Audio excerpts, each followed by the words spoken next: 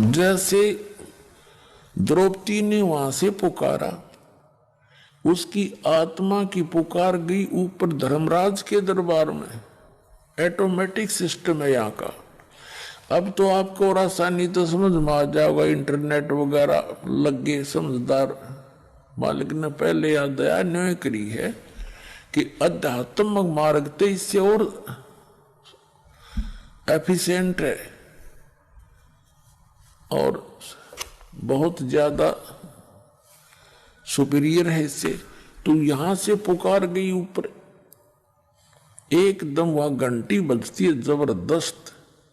जब जिसी पर आपत्ति आती, धर्मराज ऑटोमेटिकली उस आत्मा का अकाउंट खुल जाता है और धर्मराज उस पर ध्यान जाता है कि इस लड़की पर ये आपत्ति आई, इस आत्मा पर, तो वो ये देखता है इसका कोई ऐसा संस्कार है जिससे मैं इसकी मदद करवा सकता हूं। तो उसने क्या देखा कि ये एक अंधे महात्मा को कपड़ा दिया है लड़की ने, और उसका फिर बेनिफिट देखा उसी में कंप्यूटर में। उसमें देखा इसमें तो कितना ही दिया जा सकता है। तो वहां से रिफ्लेक्ट होकर वो उसकी पुकार कहां आती है। जैसे श्री कृष्ण रूप में उनके गुरुजी थे द्रौपदी के, श्री कृष्ण जी। श्री कृष्ण जी तो द्वारका में अपनी पत्नी रुक्मणी के साथ वहां शतरंज खेल रहे हैं और वहां से वो रिफ्लेक्टेड आई पुकार शक्ति। श्री कृष्ण जी पास से डालना चाहा, जैसे शतरंज खेलते हैं ना, पास से होते हैं इनके, और उसमें बोलते हैं पास से डाल के, कोई पौ 12, कोई कच्चे 11, पक्के 12, पक्के 18, ऐसे। तो जो ही श्री कृष्ण जी ने पास से डाले, एकदम हाथ उसका ऐसे होगा आशीर्वाद की तरह, ऐसे अकड़ गया और कहा अनंत। हाँ, वो कृष्ण जी नहीं बोल रहा था उसमें, वो तो वहां से रिमोट से परमात्मा ने उसे अनंत को वहां से, जैसे आजकल ये प्रोग्राम रिले होते हैं इंटरनेट माध्यम से, इलेक्ट्रॉनिक मीडिया बन गया है। एक यहाँ छतरी आ जाती है एक गाड़ी पर लगी हुई, और यहां से टेलीकास्ट वहां करते और वहां से घूम कर यहीं फिर देख लेते हम। तो ऐसे वहां से ऑटोमेटिकली श्री कृष्ण में आई वो पावर, रिमोट से मालिक ने रिपोर्ट से किया, एकदम उसका हाथ ऐसे हो गया अनंत। तो रुक्मणी ने हाथ पकड़ा कि इन पासा खेलते समय, शतरंज खेलते समय अनंत का क्या मतलब है, हार गया ना।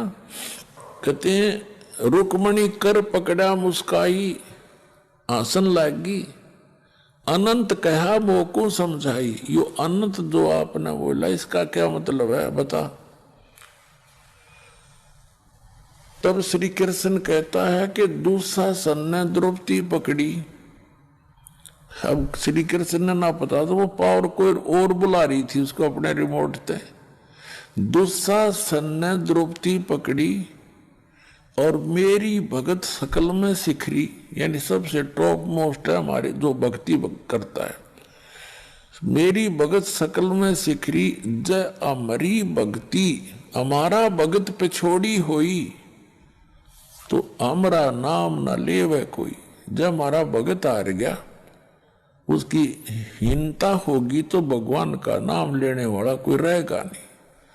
फिर कृष्ण जी तो वहां लग गया खेलन, पासे इतना कुछ कह सुन के नो प्रमाणित करने के लिए मैंने यहां से कुछ और शक्ति ने किया।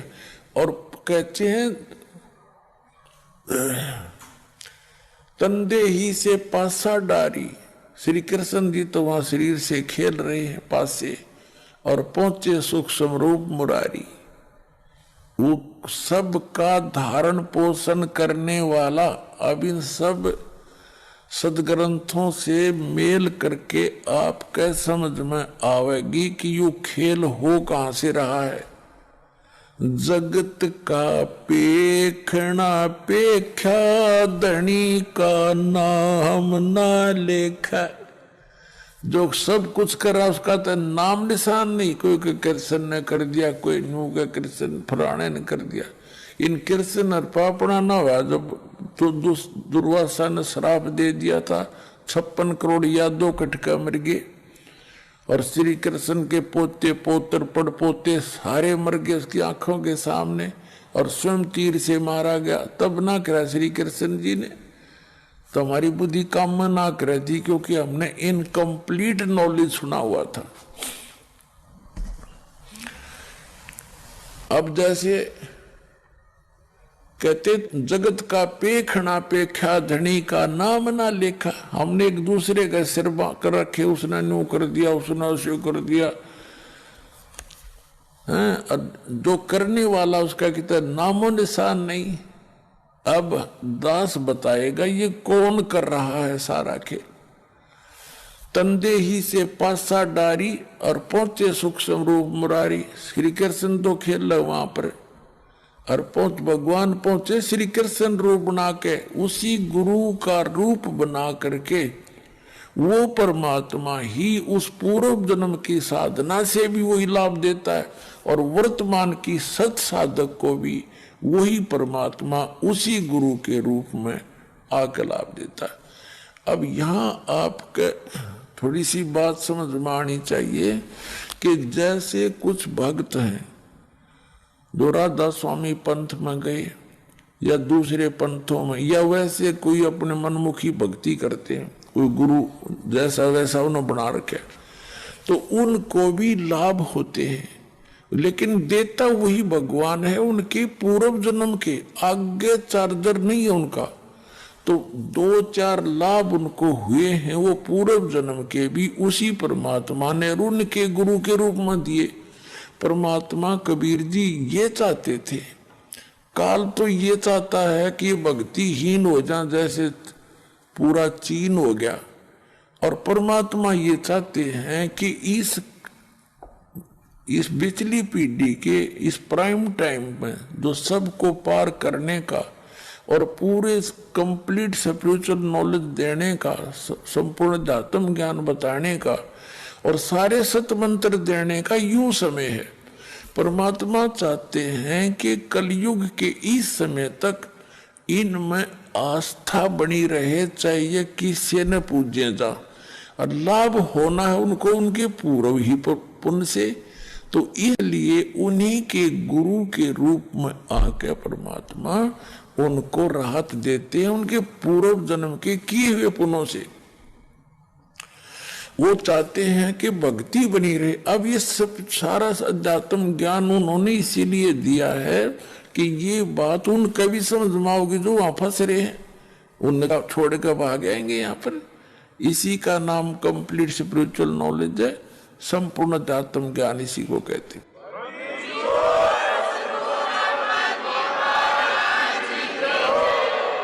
तो कहते हैं श्री कृष्ण जी का रूप बनाकर सूक्ष्म रूप, और परमात्मा पीछे खड़े हो गए और ऐसे आशीर्वाद कर दिया। कहते हैं पहुंचे सूक्ष्म रूप मुरारी, खेचत खेचत खेच कसीसा। वो खूब जोर लाके खींच रहा है, दुशासन को सोचे कर दो इसने नंगी।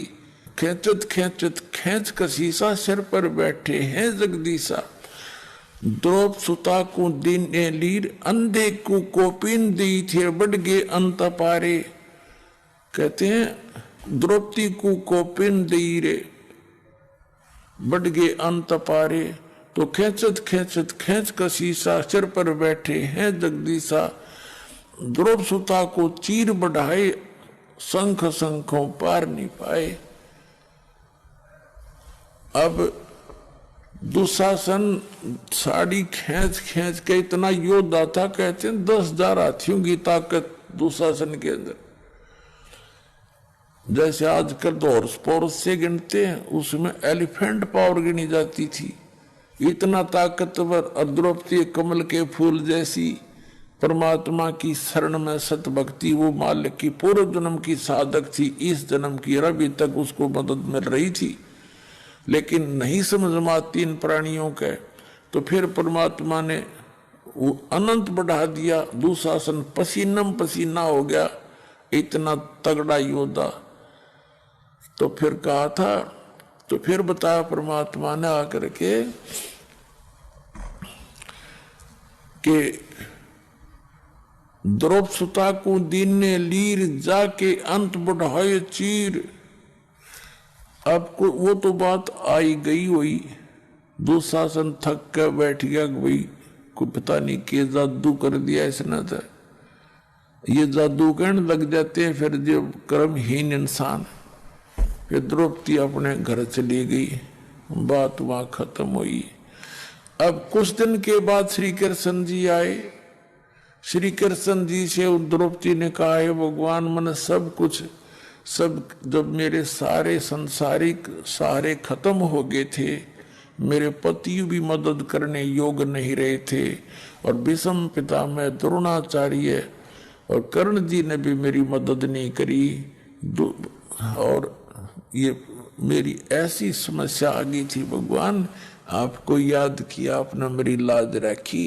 हे परमात्मा, मेरे कौन से कर्म का फल था? अब कृष्ण जी को तो याद भी कोई ना उस पता भी नहीं था वहां की हो रहा उसकी गेल घटना। पुणात्मा यहां समझना चाहिए आपने कि वो कहानी करने वाला कौन था। तब द्रौपदी ने बताया ऐसे ऐसे हो गया था, सब ने बताया कि द्रौपदी बड़े कमाल किया आपने, तो गुरु का नाम लिया जाता है, करता भगवान। ये पांडवों का गुरु भी श्री कृष्ण जी थे, तो श्री कृष्ण जी को दिव्य दृष्टि दी, क्योंकि पुण्य कर्मी प्राणी हैं और परमात्म पद प्राप्त है इनको। 3 लोक के प्रधान है, एक विभागीय मंत्री हैं, इनमें इतनी दिव्य दृष्टि होती है। उन्होंने दिव्य दृष्टि से देखा क्यों हो द्रौपदी, आपने जब आप कंवारी थी अपने पिता के घर पे एक बार स्नान करने गई थी, तो एक अंधे महात्मा की कोपीन बह गई थी जल में, और आपने अपनी साड़ी पाड़ के और उसको कोपीन दी थी। उस एक छोटे से कपड़े का वो फल है तुझे, जिस कारण से भगवान ने तेरी साड़ी बढ़ा दी। अब द्रौपदी उस बात को याद करती है, हे भगवान, हे परमात्मा, एक लीर यानी एक छोटे से टुकड़े के कारण मेरे हो गए चीर अपार, और जब मैं पहले जानती तो सर्वस देती वार। जब मुझे पहले पता होता ऐसा महापुरुष है, उस पर फिदा हो जाते, पता नहीं नाम लेते, उसे ज्ञान लेते हैं और कुर्बान हो जाते, मैं सर्वस देती वार। मुझे नहीं मालूम था वो इतने महापुरुष थे, एक छोटे से कपड़े के दान करने से आज मुझे इतना लाभ मिला।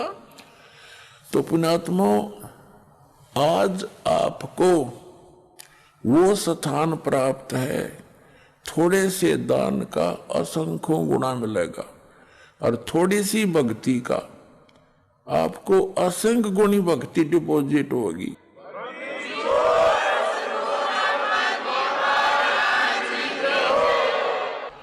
जैसे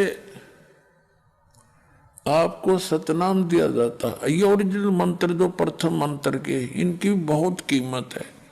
श्वास का जो मंत्र है, एक बार जो सतनाम और सारनाम आपको दिया जाता है, एक बार श्वास वो श्वास से सिमरण करने का इतना लाभ है, इतनी कीमत है, इतनी वैल्यू है इसकी, कि जैसे एक तखड़ी के तराजू में पृथ्वी लोक पूरा, यानी एक राजा थोड़े से टुकड़े का प्रधान होता है, और वो कितना वैल्यूएबल का लगता है, हमें कितना महान लगता है। कहते पूरी पृथ्वी का राज एक पलड़े में, और पाताल लोक का, स्वर्ग लोक का जो कीमत एक तराजू के पलड़े में, और एक तरफ सतनाम की एक कीमत। कहते हैं वो पलड़ा फिर भी भारी रहे, वो तीनों वाला ऊपर न उठ जाएगा, इतनी कीमत है। कहते हैं सतनाम पालड़ा रंगोरी हो, और 3 लोग 14 लोक चढ़ावे, 3 लोक तब पासंग बताए हैं, ये तो वैसे रख देते हैं पासंग, और 14 लोक चढ़ावे। ओए होए, जैसे ये 3 लोकों से अन्य और 14 लोक हैं, विष्णु जी का लोक, शिव जी का लोक, ब्रह्मा जी का लोक, दुर्गा का लोक, और ऊपर के जो पर बना रखे इन्होंने ब्रह्मलोक के अंदर कई पोर्शन है, ये सारे लोक मिला के धर्मराज का लोक, ब्रह्म का लोक जो 3-4 पोर्शन उसके अंदर है, ये सारे एक तरफ चढ़ा दे एक पालड़े में। और ये 3 लोक, पृथ्वी लोक, स्वर्ग लोक और पाताल लोक, इन तीनों लोकों में प्राणी हैं जिनके प्रधान है ब्रह्मा विष्णु महेश, इन 3 लोकों पर इनकी प्रभुता है। आगे ऊपर ब्रह्मलोक एक अलग से संसार बसा हुआ है, वहां पर ये काल कंट्रोल करता है, ऐसे ही 3 रूप बना के वो ऊपर रहता है ब्रह्मा विष्णु महेश का। तो ये अलग से बताएंगे, विषय आज कुछ दूसरा है। तो कहने का भाव जैसे पासिंग किसे कहते हैं, जैसे पहले पुराने समय में ताखड़ी हुआ करती तराजू, उसके बीच में एक डंडा होता था, 2 तखड़ी ऐसे बांध दिए जाते पलड़े रस्सियों से, तो उसमें कुछ एरर हो जाती थी, पासिंग बोला करते इसमें पासिंग है। उसको सेट करने के लिए जो सामान तोलना होता, जैसे हम दास का जन्म किसान घर में हुआ, तो जैसे गेहूं तोलने आता सेठ लाला जी दुकानदार बिजनेसमैन, तो क्या करता था, घर वाले कहते थे भाई पासिंग देखा इसमें एररलेस तो नहीं है ना, तो उसमें कोई डिफेक्ट होता था, गेहूं की एक मुट्ठी भर के दूसरे पलड़े में डाल देते थे, वो एररलेस हो जाती थी पालड़ी, वो तखड़े बैलेंस बन जाती थी, उसको पासिंग कहा करते थे, पासिंग डाल दे। और उस साइड में बट्टे धर के और दूसरी तरफ सैकड़ों मन उस ताखड़ी से गेहूं तोल ले जाते थे, वो सौदा न्यारा था, वो पासिंग के थे, एक मुट्ठी गेहूं थे। तो ये क्या बताया है कि सतनाम पालड़े रंगोरियो, सतनाम का श्वास उश्वास का जो सिमरन है, ये 2 अक्षर का है, मैं सतनाम कोड वर्ड में बोल रहा हूं, वैसे लिखे सही है ये 2 मंत्र, ओम एक तत्, पालड़ा रंग होरी हो, सतनाम पालड़ा रंग होरी हो, और 14 लोक चढ़ावे राम रंग होरी हो, 3 लोक पासिंग धरे रंग होरी हो, और तो ना तुले तुलाया राम रंग होरी हो। तो एक सिमरन की इतनी कीमत आपको मिल रही है, और आप कितने कंगाल हो चुके, और आप कितने परिपूर्ण थे भक्ति से, जिस भक्ति से परिपूर्ण आप सतलोक से आए थे, उतने ही परिपूर्ण होकर के इस भक्ति धन से तुम वहां जा सकते हो। उसके लिए आपको ये वास्तविक मंत्र दिए गए हैं, आप आजीवन जपते रहोगे, तब जा करके वो बैलेंस आपका बनेगा। और फिर परमात्मा ऐसे सतभक्ति करने वाले और मर्यादा में रहने वाले भक्त की भक्ति भी थोड़ी बहुत अगर कोई कम रहेगी, तो अपने ग्रेस मार्ग से उनको पार करेगा, ये गारंटीड बात समझ लेना।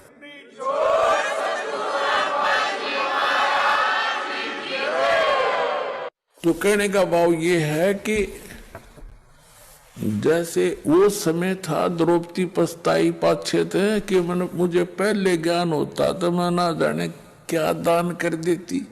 तो वो सतलोक आश्रम वाला ही बाप, जो कुछ भी करोगे उसका असंख्य गुण आपको प्राप्त होगा।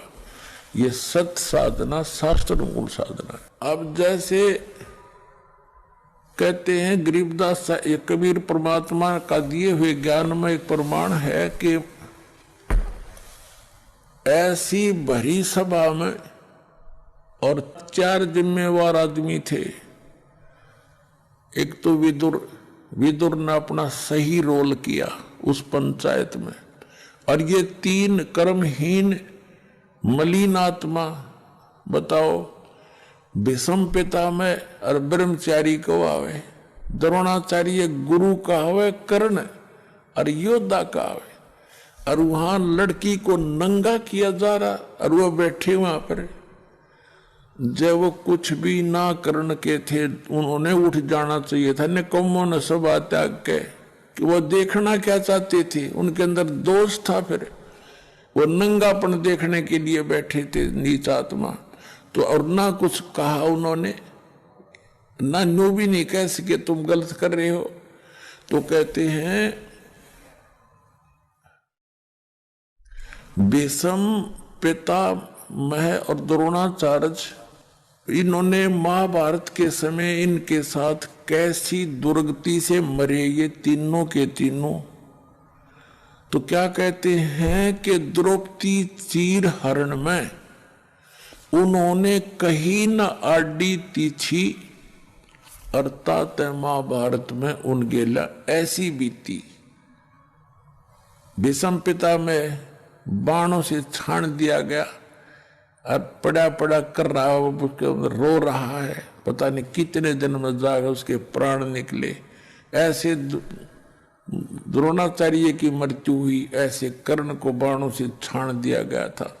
तो पुण्यात्माओं कहा कि द्रौपदी चीर हरण में कहीं न आडी तीछी, उन्होंने कुछ भी नहीं बोले, तात महाभारत में उनके साथ ऐसी बीती।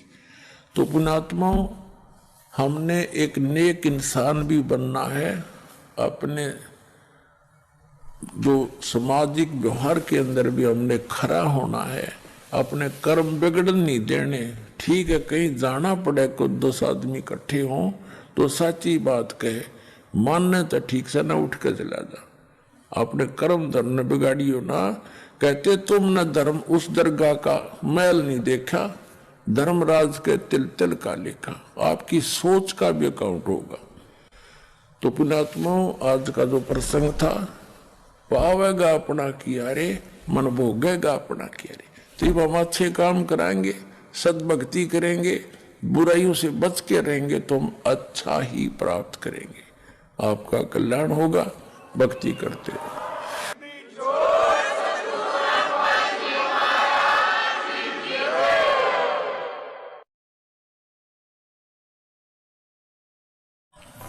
परम पिता परमात्मा पूर्ण ब्रह्म, सारी सृष्टि के रचनहार, कुल मालिक, कबीर देव, कबीर परमेश्वर, अल्लाहु अकबर, परम अक्षर ब्रह्म, कबीर साहिब जी की असीम रजा से आप पुण्यात्माएं सत्संग सुनने के लिए उपस्थित हुए। सत्संग में आने से प्राणी को ज्ञान होता है कि मानव शरीर आपको किस लिए प्राप्त हुआ। ये जानकारी सत्संग में दी जाती है कि मानव शरीर परमात्मा पाने, जन्म और मृत्यु के इस दीर्घ रोग को समाप्त करवाने का एक विकल्प है, एक साधन है। और मनुष्य जीवन पाकर के हम परमात्मा की साधना नहीं करते, या करते भी हैं तो शास्त्र विधि त्याग कर मनमाना आचरण करते हैं, तो वो भी साधना करना या ना करना बराबर है, व्यर्थ है। सत्संग अर्थात यथार्थ भक्ति ज्ञान, अध्यात्म ज्ञान परमात्मा स्वयं ही आकर के बताते हैं, क्योंकि हम जिस लोक में रह रहे हैं ये शैतान का लोक है। इसको परमेश्वर ने और परमात्मा प्राप्त संतों ने इसको काल कहा है। ज्योत स्वरूपी निरंजन है इसका नाम, और वेदों में इसको ब्रह्म कहा है। ये स्वयं भी अपने आप को ब्रह्म कहता है। ब्रह्म से ऊपर परब्रह्म है, एक शक्ति, ये ब्रह्म, ये सरपुरुष, ये काल, ये शैतान है, इसके 21 ब्रह्मांड हैं। इससे नेक्स्ट है परब्रह्म, जिसको श्रीमद् भगवत गीता अध्याय नंबर 15 के श्लोक नंबर 16 और 17 में, 16 में इसको सरपुरुष कहा है, 21 ब्रह्मांड के स्वामी ब्रह्म को, काल को। और इससे नेक्स्ट जो ब्रह्म है उसको अक्षर पुरुष कहा है, उसको परब्रह्म भी कहते हैं। वो 7 संख ब्रह्मांड का मालिक है, स्वामी है। और इनसे ऊपर तीसरे नंबर का ओवरऑल कंट्रोलर जो है वो परम अक्षर ब्रह्म है, उसको परम अक्षर पुरुष भी कहते हैं, उसको अल्लाह ताला भी कहते हैं, उसको अल्लाहु अकबर भी कहते हैं, उसको कंप्लीट गॉड भी कहते हैं। तो जो ये ब्रह्म है इसको सरपुरुष भी कहते हैं, इसको काल भी कहते हैं। संतों ने इसे काल कसाई भी कहा है, इसको शैतान भी कहा है। इसी काल ने चारों वेदों का ज्ञान बताया। इसी काल ब्रह्म ने श्रीमद् भगवत गीता का ज्ञान श्री कृष्ण में प्रवेश करके बोला। इसी काल ब्रह्म ने कुरान शरीफ का ज्ञान, कुरान मजीद का ज्ञान जबरील देवता के माध्यम से, जबरील फरिश्ते के माध्यम से हजरत मोहम्मद जी तक पहुंचाया। ये काल है और इसी ने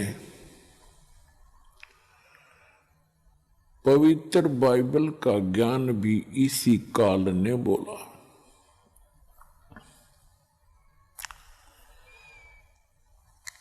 अपने आत्माओं, ये काल जो है एक ऐसा शैतान है, ऐसा एलिमेंट है, ये नहीं चाहता कि ये जीव सुखी रहें, ये नहीं चाहता कि इनको अल्लाह ताला की अर्थात परम अक्षर ब्रह्म की जानकारी हो जाए। ये अपने सतर का ज्ञान देता है, फिर अंत में ऑप्शन छोड़ देता है कि उस अल्लाहु अकबर की अर्थात उस परम अक्षर ब्रह्म की जानकारी किसी बाखबर से पूछो, अर्थात तत्वदर्शी संत से जानो। श्रीमद् भगवत गीता अध्याय नंबर 4 के श्लोक नंबर 34 में गीता ज्ञानदाता कहता है कि जो ज्ञान गीता अध्याय नंबर 4 के श्लोक नंबर 32 और 34 का ये मिला जुला सारांश है कि पूर्ण परमात्मा स्वयं आकर के अपने मुख कमल से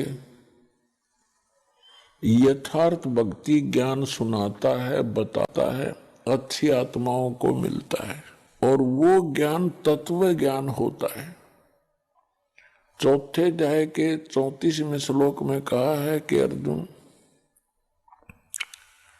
उस तत्व ज्ञान को जो परमेश्वर सच्चिदानंद घन ब्रह्म अपने मुख कमल से आकर बताता है,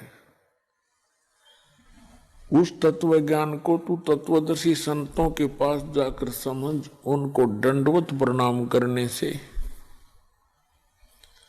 कपट छोड़कर नम्रता पूर्वक प्रसन्न करने से वह तत्वदर्शी संत तुझे तत्व ज्ञान का उपदेश करेंगे। इसी प्रकार यजुर्वेद अध्याय नंबर 40 के श्लोक नंबर 10 में स्पष्ट किया है कि कोई तो परमात्मा को संभवात कहते हैं। संभवात माने जन्म लेने वाला श्री राम और श्री कृष्ण के रूप में मानते हैं अधिकतर लोग,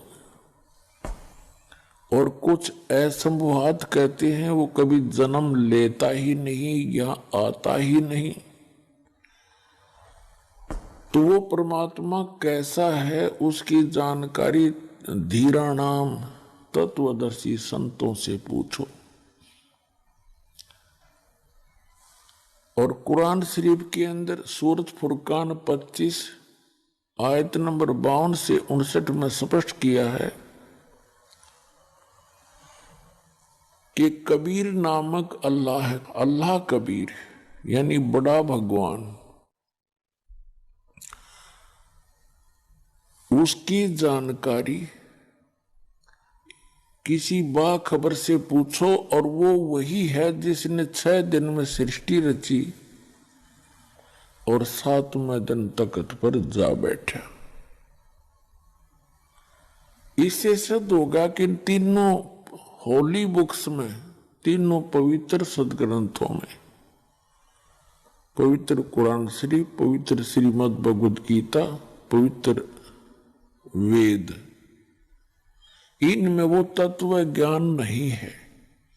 यदि वो तत्व ज्ञान होता तो ये शब्द इन सदग्रंथों में नहीं होते कि वो ज्ञान जो वास्तविक ज्ञान है, तत्व ज्ञान है, वो पूर्ण परमात्मा है, उसकी जानकारी किसी बाखबर से पूछो। बाखबर माने इल्म वाले से, तत्वदर्शी संत से। ये तीनों सदग्रंथ इनकम्प्लीट ज्ञान रखते हैं, अधूरा ज्ञान है इनके अंदर। कुरान शरीफ, श्रीमद् भगवद गीता और ये चारों वेद, यदि इनमें वो ज्ञान होता तो एक सूरत और बोल देता, एक अध्याय और बोल देता, लेकिन वो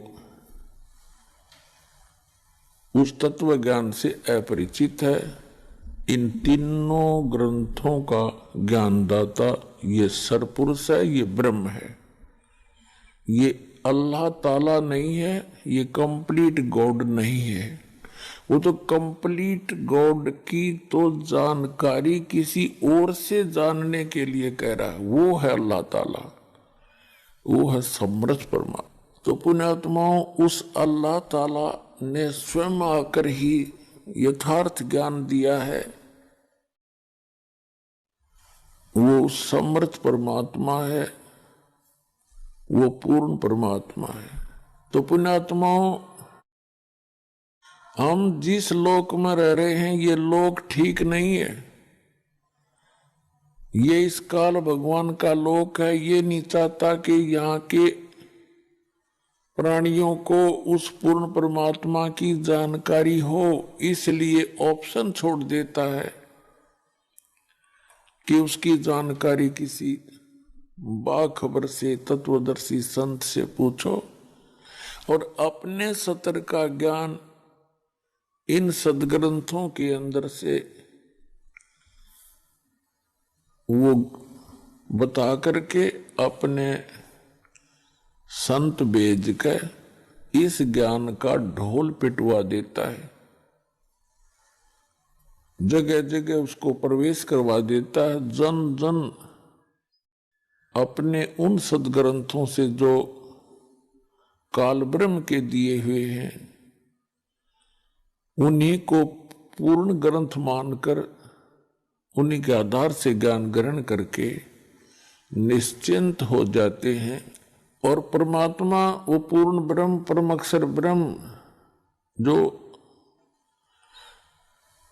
परमात्मा कबीर, अल्लाह कबीर, अपनी प्यारी आत्माओं को यथार्थ ज्ञान बताने के लिए स्वयं ही आते हैं। और क्या कहते हैं वो आकर के कि चारों युग में मेरे संत पुकारे कूक कहा हम हेल रे, हीरे माणक मोती बरसे ये जग चुगता ढेल रे। परमात्मा कहते हम चारों युगों में आते हैं, अच्छी आत्माओं को मिलते हैं, उनको अपने ज्ञान से, अपने तत्व ज्ञान से और यथार्थ स्थान और अपने स्वरूप से परिचित कराते हैं। फिर वो मेरे से परिचित संत भी मेरी महिमा का गुणगान करते हैं, यथार्थ भक्ति ज्ञान साधकों को बताते हैं। लेकिन उससे पहले ये काल भगवान, ये ब्रह्म अपने अज्ञान को प्रत्येक मानव के अंदर पहले से ही ये भर देता है, आंट देता है।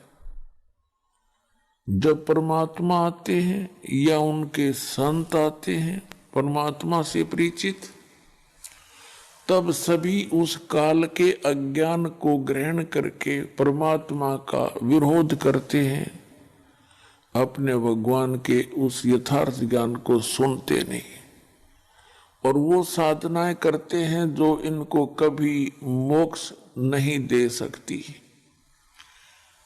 इसलिए परमात्मा कहते हैं चारों युग में संत पुकारे कूक कहा हम हेल रे, हीरे माणक मोती बरसे ये जग चुगता ढेल रे।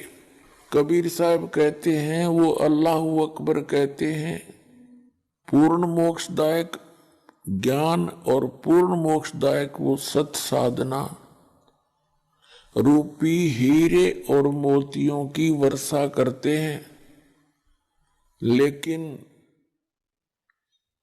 ये भोली आत्माएं हमारे इस यथार्थ ज्ञान को ना सुनकर, ना समझकर, ग्रहण ना करके ये वो साधनाएं कर रहे हैं जो इनको कोई लाभ नहीं दे सकती, जन्म मरण का दुख नहीं दूर कर सकते, और इनके जो प्रारब्ध के अंदर अर्थात जो किस्मत के अंदर दुख है, पाप कर्मों के कारण दुख होते हैं, तो वो पापों का नाश भी वो साधनाएं नहीं कर सकती। अर्थात वो कंकर पत्थर इकट्ठे किए बैठे हैं जो शास्त्र अनुकूल साधना ना करके, समर्थ भगवान की भक्ति ना करके, अन्य उपासना जो करते हो, अन्य साधनाएं करते हो, वो तो कंकर पत्थर समझो, यानी डले इकट्ठे कर रखे, और जो यथार्थ साधना है वो हीरे मोती लाल है। क्या कहना चाहते हैं कि चारों युग में संत पुकारे और कूक कहा हम हेल रे, हमने भी ऊंची आवाज लगा लगा के जगह जगह जाके ये बताना चाहा कि हीरे मोती माणक बरसे और ये जग चुगता ढेल रे। ये बोली आत्माएं लाल और हीरे मोतियों से परिचित ना होने के कारण इन कंकर पत्थर डलों को बहुमूल्य जानकर इनको उठाए फिर रहे हैं। फिर बताते हैं, पर भी लेन जात है दुनिया, हमरा ज्ञान किन्हें ना सुनिया। तो पुण्यात्माओं, ये परमात्मा बड़े दयालु हैं, ये रहमत वाले हैं,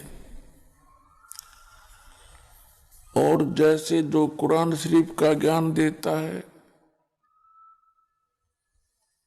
और श्रीमद् भगवत गीता का ज्ञान दाता है और जो वेदों का ज्ञान दाता है, ये कंप्लीट गॉड नहीं है, ये रहमत नहीं कर सकता, ये किसी के संस्कार को चेंज नहीं कर सकता।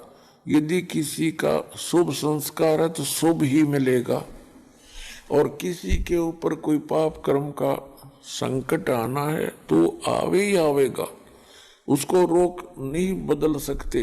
केवल एक कंप्लीट गॉड जो है अल्लाह ताला बोलते हैं, जिसको कादिर भगवान बोलते हैं, समर्थ परमात्मा कहते हैं। उसको वेदों में, गीता में परम अक्षर ब्रह्म कहा है, पूर्ण पुरुष पूर्ण परमात्मा कहा है, और संत भाषा में उसको सत्य पुरुष कहते हैं, और कुरान शरीफ की भाषा में उसको अल्लाहु अकबर कहते हैं, अल्लाह ताला कहते हैं। तो समर्थ परमात्मा है, वो हमारे संस्कारों को बदल सकता है। हमारे भाग्य में यदि कोई हानि होनी है, कोई पुत्र की मृत्यु होनी है, पुत्री की होनी है, या हमारा ही कोई ऐसा संस्कार मृत्यु का है या कोई रोग का है, तो वो कंप्लीट गॉड, वो समर्थ परमात्मा उस संकट को समाप्त कर देता है, वो दुख नहीं आने देता। पुण्यात्माओं, कबीर परमेश्वर जी ने हमें आकर के बताया है, उस अल्लाहु अकबर ने, कंप्लीट गॉड ने, कि तुम सब मेरे बच्चे हो। यहां काल ने आपको भ्रमित कर दिया गलत ज्ञान देकर।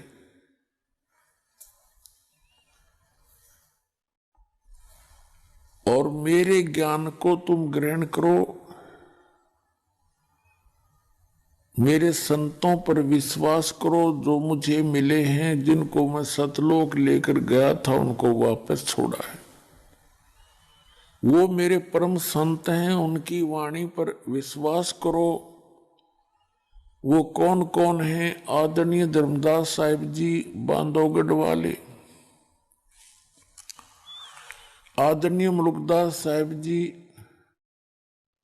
आदरणीय नानक साहिब जी, आदरणीय दादू साहिब जी, आदरणीय गरीबदास साहिब जी गांव छुड़ानी जिला झज्जर हरियाणा वाले, आदरणीय गीसा दास साहिब जी गांव खेकड़ा जिला मेरठ उत्तर प्रदेश वाले, आदरणीय स्वामी रामानंद जी जो काशी के अंदर हुए हैं महापुरुष, उनको परमात्मा मिले। तो इन महापुरुषों ने परमात्मा का वो स्थान देखा जिसको श्रीमद् भगवत गीता अध्याय नंबर 18 के श्लोक नंबर 62 में कहा है कि अर्जुन, तू सर्वभाव से उस परमेश्वर की शरण में जा, उसकी कृपा से तू परम शांति को और सनातन परम धाम को प्राप्त होगा, शाश्वत स्थान को प्राप्त होगा। शाश्वत माने जिसका कभी नाश ना हो, सदा रहने वाला। गीता अध्याय नंबर 15 के श्लोक नंबर 1 से लेकर 4 में कहा है कि तत्वदर्शी संत की पहचान बताई है कि जब तत्वदर्शी संत आपको मिल जावे, उसके पश्चात परमेश्वर के उस परम पद की खोज करनी चाहिए जहां जाने के बाद साधक फिर लौटकर कभी संसार में नहीं आते। उनका पुनर्जन्म फिर नहीं होता। तो वो स्थान जो है उसकी जानकारी देने के लिए परमात्मा स्वयं आते हैं, और वो अल्लाहु अकबर, अल्लाह कबीर, परम अक्षर ब्रह्म,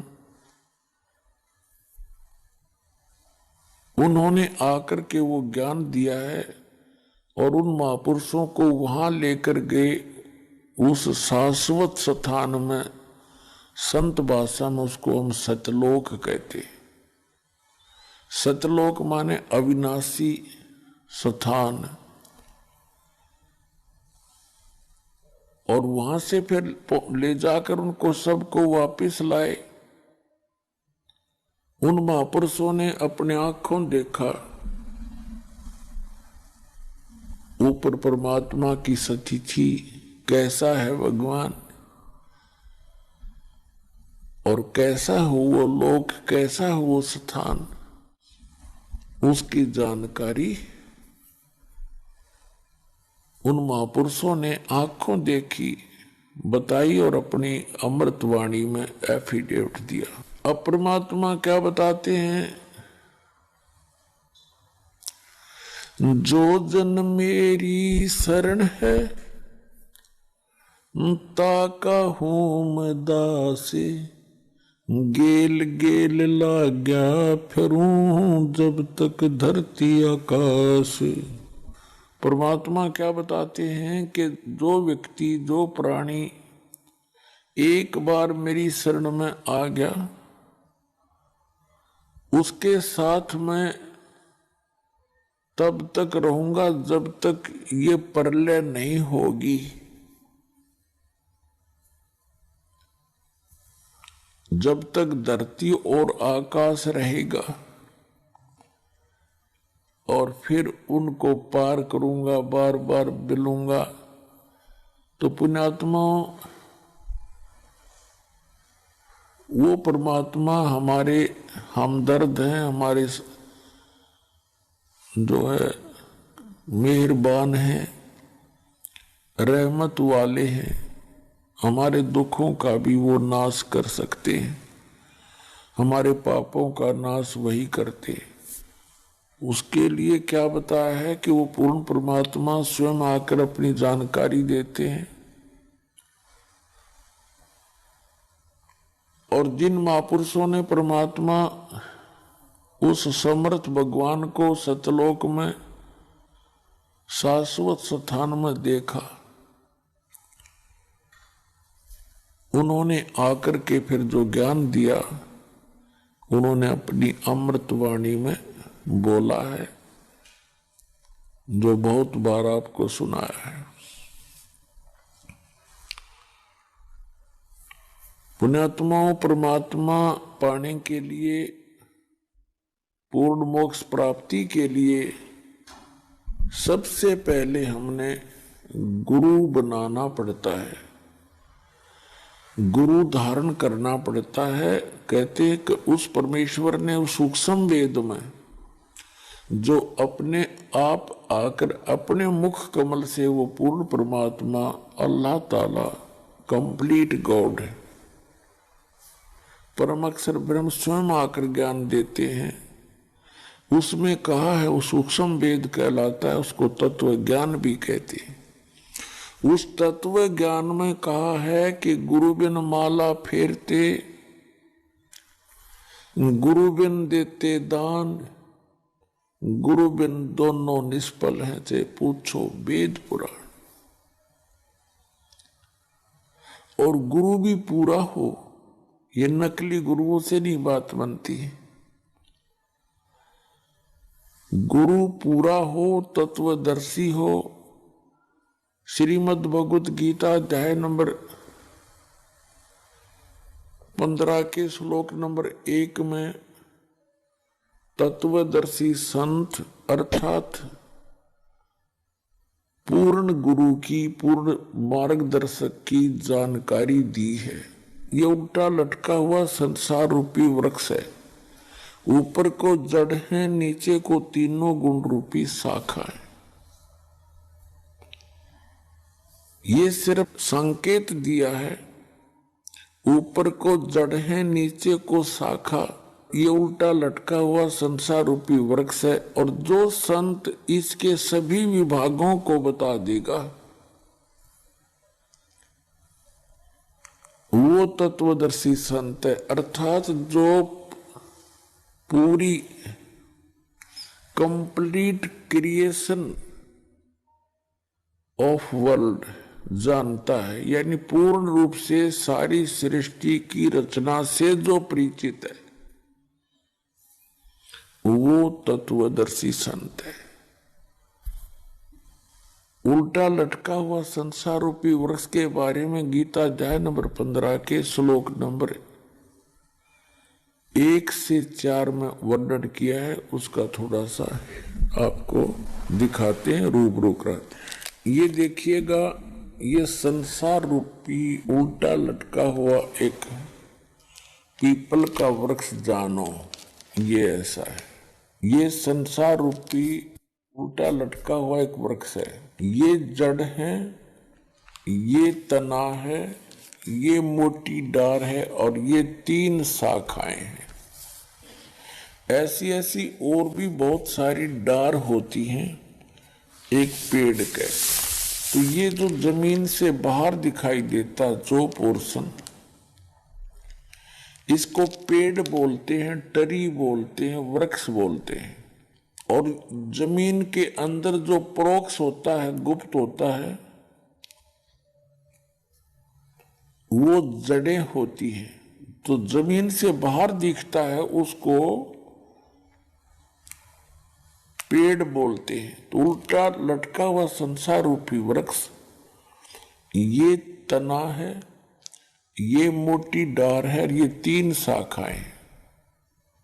कबीर परमेश्वर जी स्वयं आकर के उस सूक्ष्म वेद में अर्थात तत्व ज्ञान के अंदर स्वयं बताया परमात्मा ने। अक्षर पुरुष एक पेड़ है, निरंजन कहो सरपुरुष कहो, सरपुरुष वा की डार और तीनों देवा शाखा हैं ये पात रूप संसार। उस सूक्ष्म वेद में बताया है परमात्मा ने स्वयं कि अक्षर पुरुष एक पेड़ है जो जमीन से बाहर दिखता है। ये पेड़ से ही शुरू होता है, ये तना है, ये तना तो अक्षर पुरुष समझो। इसके ऊपर फिर डार है, ये सरपुरुष। अक्षर पुरुष एक पेड़ है, सरपुरुष वा की डार और तीनों देवा शाखा है। रजगुण ब्रह्मा जी, सतगुण विष्णु जी, तमगुण शिव जी और ये पात रूप संसार। और ये छोटी छोटी टहनियां हैं, ये समझो ये देवता समझो, और आगे हम ये पात रूप संसार। और ये जो जड़ है ये परम अक्षर ब्रह्म है, ये पूर्ण ब्रह्म परमेश्वर है, ये अल्लाह ताला है। इसको अल्लाह ताला कहते हैं, कंप्लीट गॉड बोलते हैं। और दूसरे शब्दों में ये कौन है? ये है पूर्ण ब्रह्म। कबीर साहब परम अक्षर ब्रह्म, ये परमात्मा है, वो पूर्ण ब्रह्म परम अक्षर ब्रह्म। अक्षर पुरुष हुआ क्या, इसका तना है और सर पुरुष ये मोटी डार है और तीनों देवा शाखा, ये पांच रूप संसार। अब आप जी को श्रीमद् भगवत गीता से रूबरू कराते हैं। पुण्यात्माओं, पवित्र श्रीमद् भगवत गीता पवित्र ऋग्वेद, यजुर्वेद, सामवेद और अथर्ववेद, ये विश्व के सभी मानव मात्र के लिए एक सदग्रंथ है। एक आप विचार कर लेना, जिस पुस्तक के अंदर मांस खाने का प्रावधान है वो गॉड गिवन स्पिरिचुअल नॉलेज नहीं हो सकता। ये तो एक आम बच्चा भी बता देगा। तो पवित्र चारों वेदों में, पवित्र श्रीमद् भगवद गीता में कहीं पर भी मांस खाने का आदेश नहीं है। और ये पूरे मानव मात्र के लिए है। कोई भी सदग्रंथ कोई समय विशेष के लिए नहीं होता, या जाति या कौम विशेष के लिए नहीं होता, या किसी ग्रुप समुदाय का नहीं होता। हम समुदाय बाद में बना बैठते हैं। जैसे ये पवित्र वेद, पवित्र गीता जब बोले गए थे उसमें कोई मजहब था ही नहीं, कोई धर्म अन्य था नहीं, एक सनातन धर्म था। और जो परमात्मा आते हैं चारों युगों में वो आदि सनातन धर्म का ज्ञान कराते हैं। आदि सनातन, आदि सनातन से भी हटकर फिर सनातन धर्म बन जाता है। उसी सनातन धर्म को आगे चल के हिंदू नाम दिया गया। तो उसके बाद सनातन धर्म के बाद उन्हीं में से बाबा आदम हुए।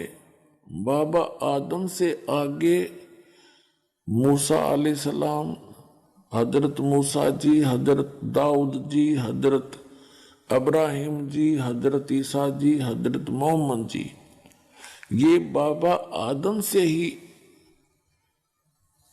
उत्पन्न हुए हैं, उनकी संतति है, या आगे उनकी संतान है। और बाबा आदम कौन थे? ये ऋषभदेव जी थे।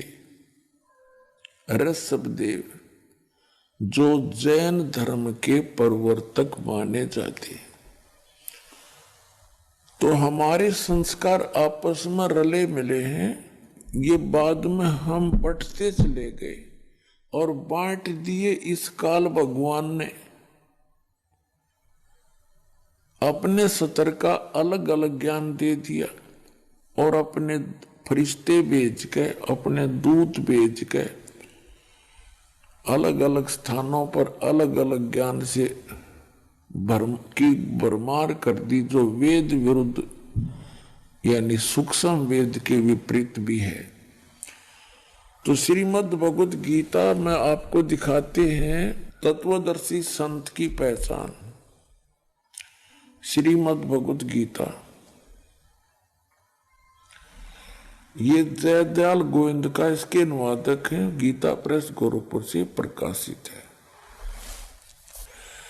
अथ पंचदशो अध्याय, प्रथम मंत्र, ये 15वां अध्याय, ये प्रथम मंत्र। इसमें क्या कहा है कि ऊर्ध्व मूलम अधः शाखम अश्वत्थम प्राहु अव्यम छंदासी यस्य प्रणानि ये तम वेद स वेदवित्।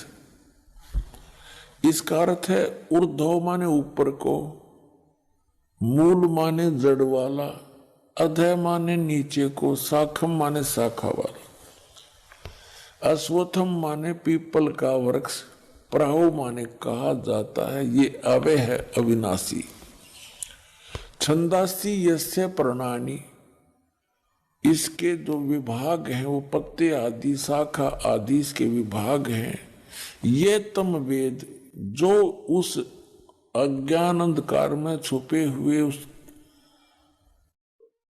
संसारूपी वृक्ष के विषय में जानता है, स वेदवित्, वह है वेद के तात्पर्य को जानने वाला, वो तत्वदर्शी संत है। इबिन की अनुवाद देखिएगा। ऊर्ध्व मूलम का अर्थ इन्होंने कर दिया आदि पुरुष परमेश्वर मूल वाले। ये बताना था आदि पुरुष परमेश्वर तो ऊपर को मूल रूप है। यो ऊर्ध्व माने ऊपर, अधः माने नीचे होती है। इन्होंने यहां गलत कर दिया, ब्रह्मा रूप मुख्य शाखा वाले, जिसे ये गलत कर दिया इन्होंने। इन अकल तो थी नहीं इनके अंदर। ये देखो, इसके साथ में दूसरे श्लोक में अधः माने, अधः 2 बार है, अधः अधः। इसका अनुवाद इन्होंने यहां किया नेक्स्ट पृष्ठ पे। अधः माने नीचे, अधः माने नीचे और अधः माने नीचे। ऊर्ध्व माने ऊपर होता है। अब यहां देखें ना, अब फिर आगे मंत्र नंबर 1 पे, 15वें अध्याय का मंत्र नंबर 1। ऊर्ध्व मूलम अधः शाखम। ये कहना था कि ऊपर को जड़, मूल माने जड़, ऊपर को जड़ वादि पुरुष परमेश्वर समझो, और अधः शाखम ये नीचे को शाखा वाला। ये संसार रूपी पीपल के वृक्ष को अविनाशी कहते हैं। वेद, ये छंद कह दिया, वेद नहीं। ये जो नीचे शाखा और पत्ते रूपी जो विभाग हैं, छंद माने विभाग, उसके खंड, जिसके पत्ते हैं कहे गए हैं, उस संसार रूप वृक्ष को जो पुरुष मूल सहित जानता है, जड़ से लेकर पत्तों तक बता देगा। वेद, वेद माने जानता है। स वेदवित, स माने हुए है, वेदवित माने वेद के तात्पर्य को जानने वाला है। अर्थात वो तत्वदर्शी संत है जो ऊपर को जड़ वाला और नीचे को शाखा वाले इस उल्टे लटके संसार रूपी वृक्ष के जो सभी विभाग बता देगा। स वेदवित, वो तत्वदर्शी संत है। अब वो स्वयं परमात्मा आते हैं ऋग्वेद मंडल नंबर 9 सूक्त नंबर 86 मंत्र 26 और 27 में। ऋग्वेद मंडल नंबर 9 सूक्त 82 मंत्र 1, 2, 3 में। ऋग्वेद मंडल नंबर 9 सूक्त चम्मन 54 मंत्र 3 में। ऋग्वेद मंडल नंबर 9 सूक्त 96 के 96 के मंत्र नंबर 16 से लेकर 20 में। ऋग्वेद मंडल नंबर 9 सूक्त 94 के मंत्र नंबर 1 में। ऋग्वेद मंडल नंबर 9 सूक्त 95 के मंत्र नंबर 2 में। ऋग्वेद मंडल नंबर 9 सूक्त 20 मंत्र 1 में। ऋग्वेद मंडल नंबर 9 सूक्त नंबर 1 मंत्र नंबर 8 और 9 में। और भी अनेक स्थानों पर ये प्रमाणित किया गया है कि वो सच्चिदानंद घन ब्रह्म यानी पूर्ण परमात्मा अल्लाहु अकबर वो ऊपर के लोक में रहता है। सब भुवनों के ऊपर, सब ब्रह्मांडों के ऊपरी अरस कुरस पर अल्लाह तकत है, सबसे ऊपर के लोक में रहता है। और वहां मनुष्य दृश्य है, मनुष्य जैसा उसका आकार है। और वहां से गति करके आता है, वहां से चलकर आता है, सशरीर आता है मनुष्य दृश्य। और यहां आकर के अपने यथार्थ ज्ञान को पुण्यात्माओं तक पहुंचाता है, उनको सुनाता है। तो उस अल्लाहु अकबर ने, उस बड़े भगवान ने, उस कादिर मालिक ने, उस परम अक्षर ब्रह्म ने अपने द्वारा रची हुई सृष्टि का ज्ञान स्वयं ही आकर बताना पड़ा। और तो जान कैसे सकते? तो उन्होंने कहा है अक्षर पुरुष एक पेड़ है और सरपुरुष वा की डार और तीनों देवा शाखा हैं ये पात रूप संसार। अब वो ज्ञान इस दास को दिया परमात्मा ने, क्योंकि उनका आदेश था। जब वो मालिक आए थे, सशरीर आए थे, सशरीर चले गए थे, ना उनका जन्म हुआ और न उनकी मृत्यु हुई। सशरीर आए थे, सशरीर गए थे। वो कौन? काशी के अंदर वो अल्लाहु अकबर, वो धानक जुल्हा रूप में वो परमात्मा स्वयं वहां रहे, अपनी जानकारी आप ही दी, यथार्थ ज्ञान भी आप ही बोला, जो सच्चिदानंद घन ब्रह्म की वाणी में लिपिबद्ध किया गया। और जिन महापुरुषों को परमात्मा ऊपर लेकर गए, फिर उनको वापस छोड़ा। उन्होंने भी वही ज्ञान एज इट इज मालिक का दिया हुआ अपनी अमृत वाणी में बोला। तो इससे क्या स्पष्ट हुआ कि ऊपर को जड़ वाला, ऊपर को जड़ मूल मालिक है और नीचे को तीनों गुण रूपी शाखा वाला, ये उल्टा लटका हुआ संसार रूपी वृक्ष है। और जो संत इसके सभी विभागों को बता देगा, मूल से लेकर पत्तों तक। मूल कौन परमात्मा है? मूल तो समझो परम अक्षर ब्रह्म। गीता अध्याय नंबर 15 के श्लोक नंबर 16 और 17 में तीन परमात्माओं की जानकारी है, तीन पुरुषों की। पुरुष माने प्रभु, एक सरपुरुष, एक अक्षर पुरुष और तीसरा परम अक्षर पुरुष। परम अक्षर ब्रह्म कहो, सर ब्रह्म कहो, सर पुरुष कहो, अक्षर पुरुष कहो, अक्षर ब्रह्म कहो, परम अक्षर पुरुष कहो, परम अक्षर ब्रह्म कहो, उसको अल्लाह ताला कहो, उसको अल्लाहु अकबर कहो, परम अक्षर ब्रह्म कहो, और उसको सत्य पुरुष कहो, अविनाशी परमात्मा को। उस एक ही परमात्मा के पर्यायवाची शब्द है सरपुरुष और सरब्रह्म और ज्योत स्वरूपी निरंजन काल, ये इस काल ब्रह्म के पर्यायवाची शब्द हैं। और परब्रह्म और अक्षर पुरुष ये इस सात संग ब्रह्मांड के इस सरपुरुष का पर्यायवाची शब्द है।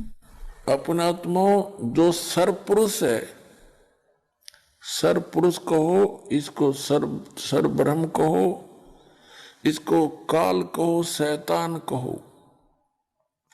इसके 21 ब्रह्मांड हैं और 21 ब्रह्मांड के प्राणी जन्म और मृत्यु में सदा रहते हैं।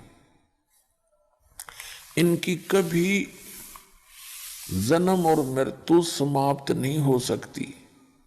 उस पूर्ण परमात्मा ने आके जो मार्ग बताया है, अपनी जानकारी बताई है, उस साधना से फिर ये जन्म और मृत्यु समाप्त हो सकती है।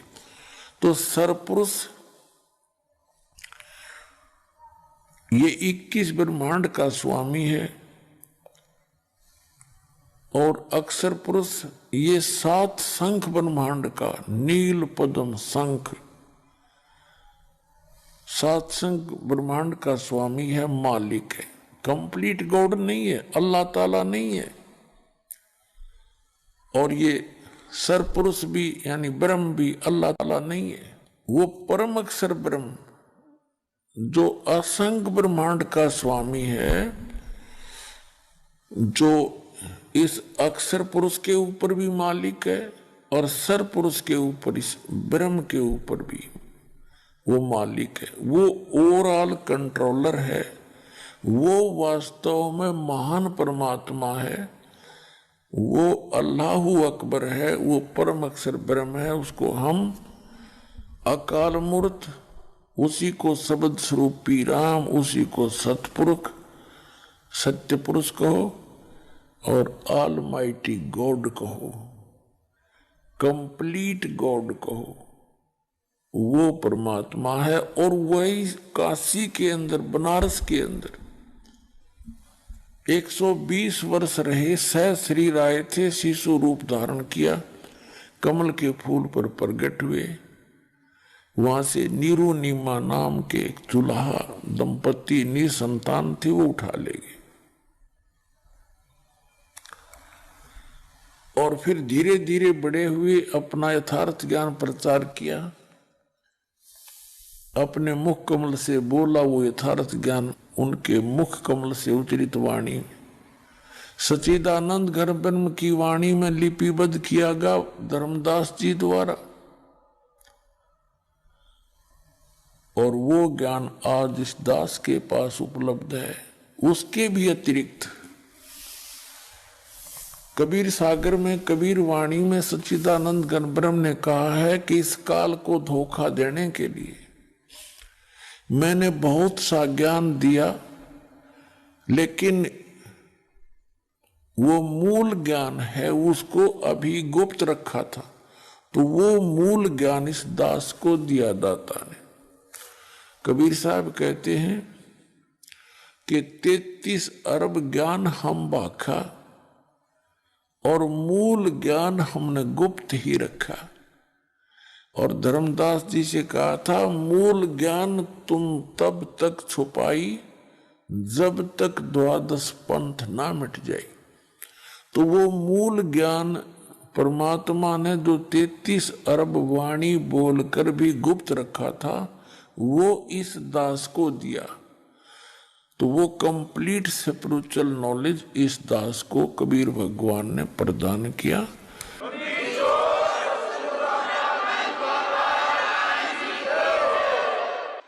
क्योंकि पहले जो भी ज्ञान मालिक ने दिया महापुरुषों को, तो उन्होंने उनको वाणी के माध्यम से, लोकोक्तियों के माध्यम से, शब्दावली के माध्यम से बोला, और वो ऐसे गूढ़ शब्दों में बोला गया कि आम आदमी उसको समझ नहीं सका। तो वो भेद, वो रहस्य छुपा रहा। अब इस दास पे कृपा करी, उन सदग्रंथों के उन गूढ़ रहस्यों को, जैसे वेदों के मंत्र, गीता जी के श्लोक और कुरान शरीफ की आयत, इस दास के अतिरिक्त ना तो मुसलमानों की समझ में आई, ना हिंदू सनातन धर्म के व्यक्तियों के समझ में आई, आचार्य और शंकराचार्य मंडलेश्वर गुरुओं के नहीं समझ में आई, और ना ही कुरान शरीफ की आयत इन मुल्ला और काजियों के समझ